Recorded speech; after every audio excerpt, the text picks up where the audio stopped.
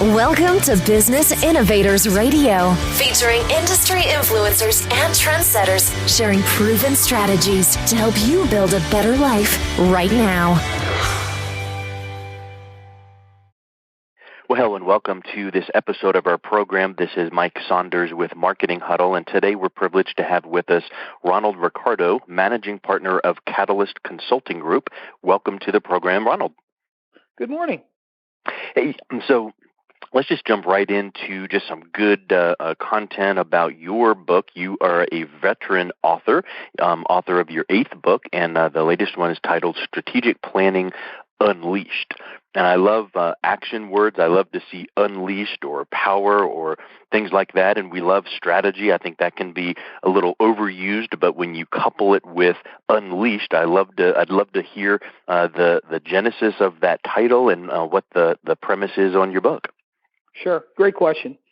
You know, I've been fortunate over my 30-year career. I've been a corporate executive, and I've also worked with over 100 companies. And one of the things that became increasingly obvious to me over the years is that people were getting promoted to very, very senior levels.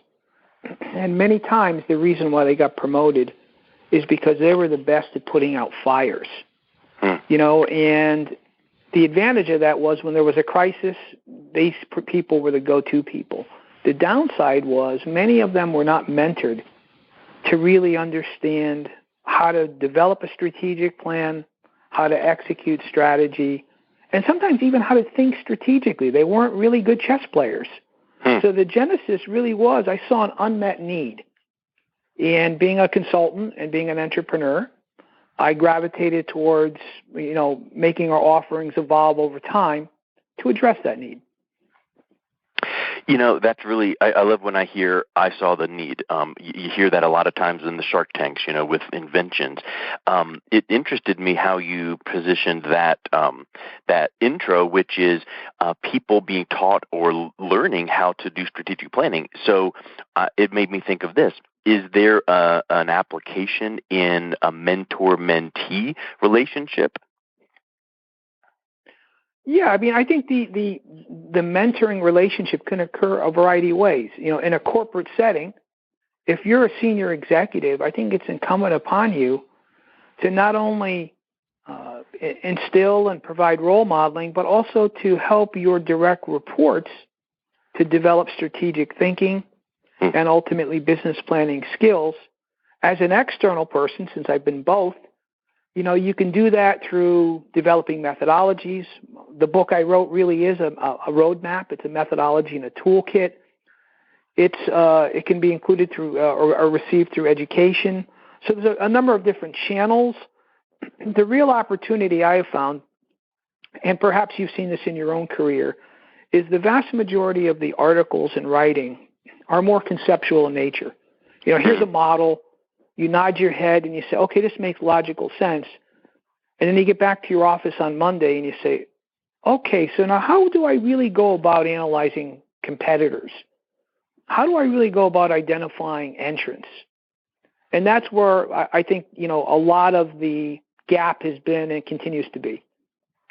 You know, I agree, and I think that relates back to that kind of the play on words, knowledge is power, and people start nodding their heads, yes, we know that it is, but knowledge is not power. Knowledge is potential power because you have to put that knowledge into action, and that comes with implementation. So it's almost like you need that 30,000-foot view concept of the strategy so that people are nodding, going, yep, I need that.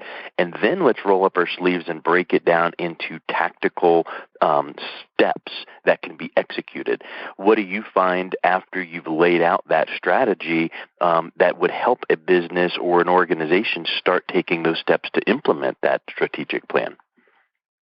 A number of things. One would be metrics. You know, think of measures as an opportunity to align people and resources. So we want to grow market share in this market segment. It's good to be able to translate that into a series of financial metrics and frankly, a balanced scorecard. So, yeah, the financial measures are important. There could be operational measures. There could be customer measures. There could be SAT measures. There could even be people measures. So the whole key is to make sure you have the right measures in place to focus people's efforts. And then also within those measures, have some measures that are predictive in nature. So let me give you an example. I was working with a pharmaceutical company, and I asked the senior executive team, what are the business drivers of revenue? And we had to define that. So I said, think about it. What's the cause and effect? What's the number one variable that drives revenues? I said, take out a Post-it note and write it down. And at a senior level, there was 11 people in the room, and I had 8 different answers to that one simple question. And really, when you peel back the onion, using the life sciences example, it's the number of calls the salespeople make to physicians is the business driver. So think about it. Historically, you can go back and say X number of calls result into a certain number of meetings. There's a close rate. There's an average sale. And if you multiply columns A times B times C times D, that's your top line. So if you're a senior executive and it's the middle of a quarter and you say, we're not going to hit the top line number, the answer is make more calls. Yeah. So it sounds isn't it true that obvious, but it's not. Yep. Well, you know why? It is obvious, and people would recognize it, but they don't want to manage it. And was it Tom Peters or Peter Drucker? I keep getting the two confused. That said, "What gets managed gets done." Exactly. I believe it was Drucker.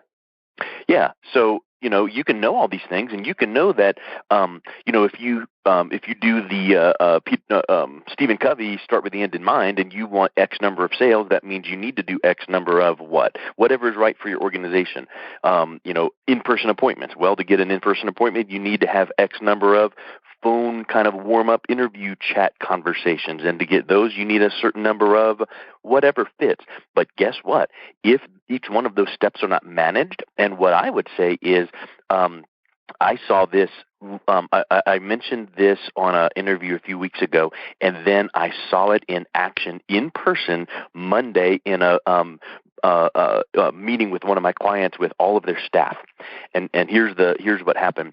One of my favorite books is Whale Done, and it's a fictional book story about a management consultant that goes down to SeaWorld and watches Shamu, and he went up to the trainers afterwards and said, "How do you train these big beasts? What do you have, like an electric zapper, and you zap them to do that?" And they said, "Oh no, we just reward behavior we want repeated." And then the whole book, continues through that mindset. Well, I had mentioned that to my client, the CEO of this multi-million-dollar company, and I said, "Hey, look at some of these metrics in this sales graph that we did. The ultimate is to get this client, but look at some of these actions that are happening first." And this chart was showing that this salesperson made this many calls this week, and then this one had this many appointments this week, and then here's how many deals were closed or whatever. And I said, look at in this view, this kind of snapshot overview view, you can go in once a week or once a month and look and see which salespeople are kind of moving those metrics to move toward that end result. You can always reward how many deals got closed, of course, but why don't we reward how many calls got done, because you know that is a driver to the next step, which is a driver to closing the deal. And then Monday, right in the meeting was, hey, good job to so-and-so, he did this, and here's a gift card, you keep up the good work. And that's rewarding behaviors that you want to have replicated. Do you have any thoughts on that? Is that something that you teach your clients as well? Yeah, you said a number of key things. Having the metrics is the first step. Understanding what drives what, the business drivers, that's also a key point.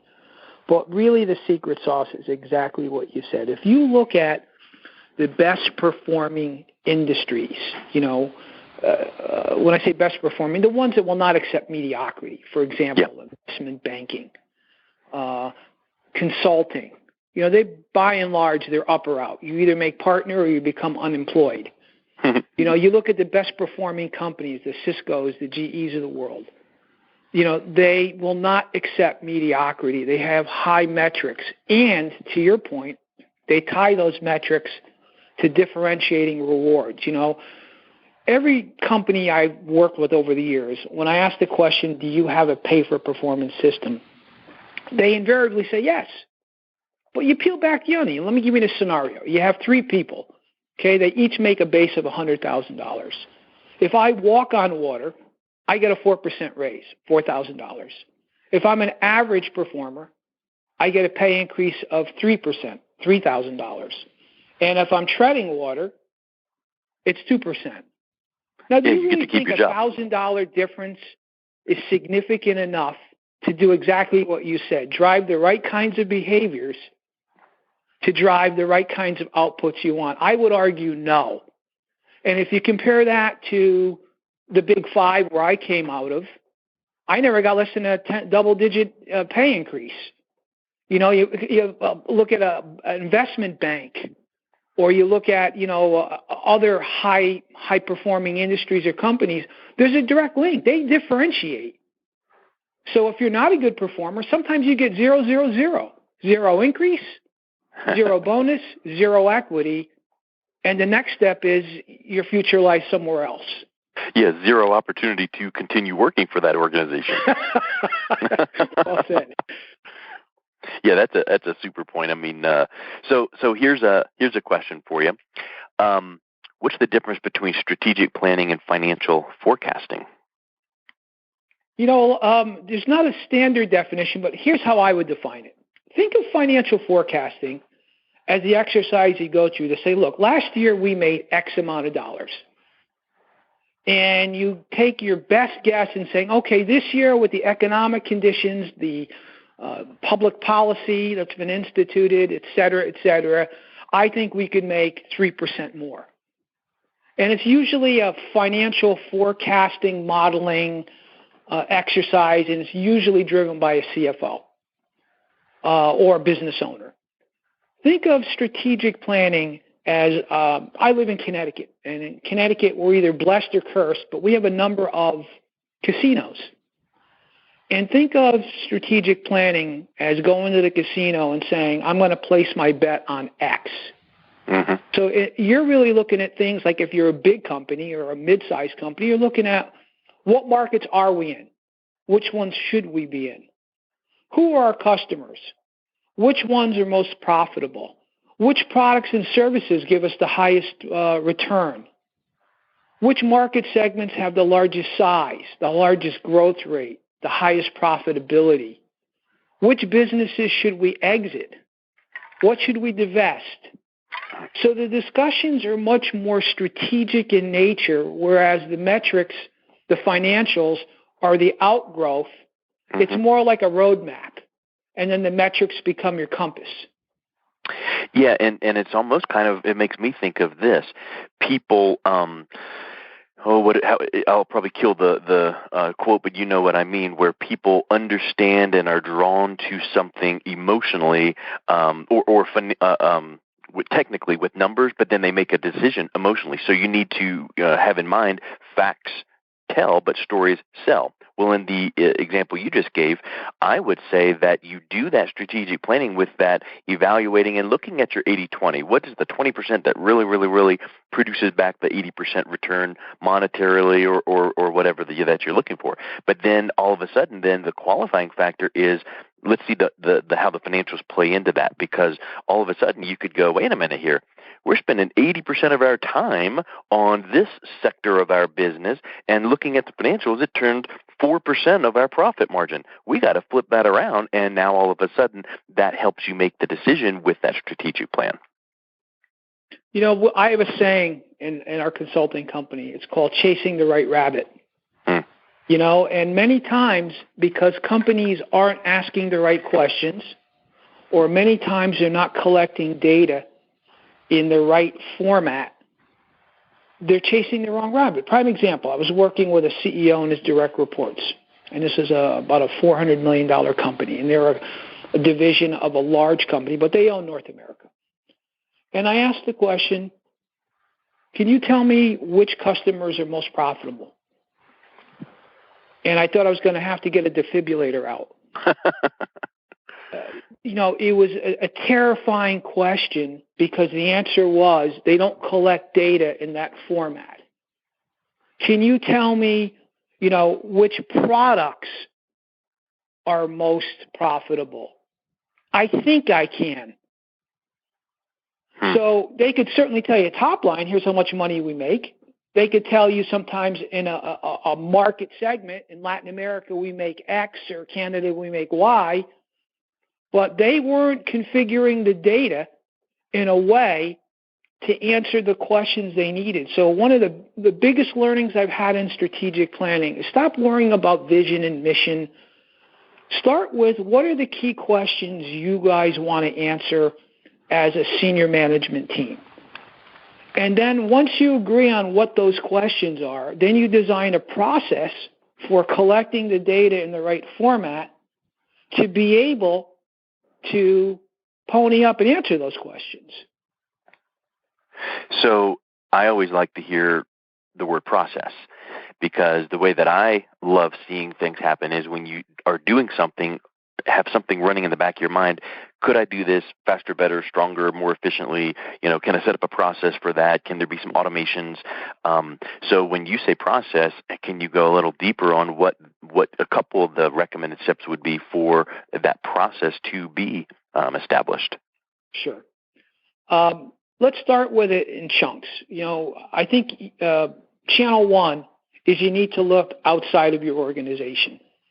And if you're a marketing-driven company, you typically do that naturally. But keep in mind, there are some companies that are engineering-driven or finance-driven. So you get people with their heart in the right place, and they say, wow, this is a cool product to develop. But nobody really asks the question, is there a market for it? Is it an unmet need? Is it white space? Is it blue ocean? So I think the first thing is to look outside. And depending on the size of your organization, you a mom and pop or a small cap or very large, you have to say, what are the variables that are most impactful to my organization, good and bad? So it could be customers. It could be competitors. It could be disruptive technology. And you need to then start to collect data on those variables that are critical to the success of your organization. So the first look is external, and it could be anything from competitors to unions to potential new legislation or regulation and everything in between. Instability of a country that you're doing work in. Prime example, there are certain industries and certain products that are really can have a profound effect on your organization and potentially turn your lights out. Prime example, let's say you are a manufacturer of munitions for the Navy, and you're used to making shells. Well, what's a possible disruptive technology? They have a railgun now that's pretty close to coming out. And what a railgun is they're not firing shells that blow up. They're firing this hunk of metal, and just the speed of the metal creates an explosive force. They're much cheaper than shells, they're more accurate than shells, and they're more inexpensive than shells. So if you're worrying about making traditional trajectories, if this technology comes to fruition, it can put your lights out. And I think that's, the external, the worst case scenario, the thing that should give you chest pains. Once you have the external done, you need to look internal. What are we really good at? What's our core competency? Do we have the right infrastructure in place? Do we have, is our business model correct? Do we have the right leaders? So that will give you a sense of opportunity, external, internal capabilities, and then you want to start to identify alternatives. What are different ways that we can grow the business? And then evaluate those alternatives. And as you go to pick one, what I find being very useful is to develop pro forma income. So the answer is, if we go here and we do these things, here is what we would anticipate in terms of revenues, and here's the costs necessary to make this happen. And we identify the underlying assumptions. So now we're not playing pin the tail on the donkey, but we've done some level of due diligence. So the numbers are not just a creative writing exercise. They're based on an analysis of data and people's industry expertise, et cetera. Once you have that, then you segue to what you and I have been talking about, strategy execution. You plug your gaps so you can execute. So if you have a bunch of strategies and projects, you might want to come up with a PMO. You might want to make sure you have the right leaders in place. You might have competency gaps, so maybe you need to train people. Do you have the right structure? Do your HR practices, to your point, drive the behaviors you want? Is your talent acquisition filling in gaps you have? And that will ultimately help you execute. I think that we could probably continue overwhelming people and continue talking for hours on end. This feels like a masterclass in strategic planning. So why don't we just wrap up by saying, how can people learn more? What would be a great way for someone to engage with you and learn a little bit more about your consulting? Sure. Well, you can certainly contact me through my email address. It's RRECARDO at catalystconsultinggroup.org. You can Google my name. I've written so many books. I'm all over Amazon. So that would be a second avenue. Or you just come to our website and take a look at the services we offer, which are inclusive of, how to grow the company, how to improve the companies, and also the human element. Super. And to clarify, when people are Googling your name, I want to make 2 points. Number one, let's make sure they have the correct spelling. So it's Ronald Recardo, Recardo. And then the other point is, I'm sure you know this, but it's so interesting that there was a study that was done that 357 people were asked, when you hear about a business or a brand, whether it's an advertisement on the radio or a personal referral or something that you need, what do you do next? And the very 87% of them said, we Google them. So we might think as business owners, people need SEO and organic and all that, and that's an element of marketing, and that's wonderful. But the most powerful thing we can focus on is when people Google our name and our business. So Ronald Recardo, Catalyst Consulting Group, what comes up? We've already heard you say your books and your content so wonderful, but if we can leave people with the thought of what will come up and what kind of authority positioning comes up when people Google our name and our business, we want that to be really powerful, that resonates well with our target audience. So with that, we'll wrap up and say, anyone wanting to learn more, Google Ronald Recardo or go to catalystconsultinggroup.org. Thank you so much for your time on the call today, Ronald. Thank you very much for your time.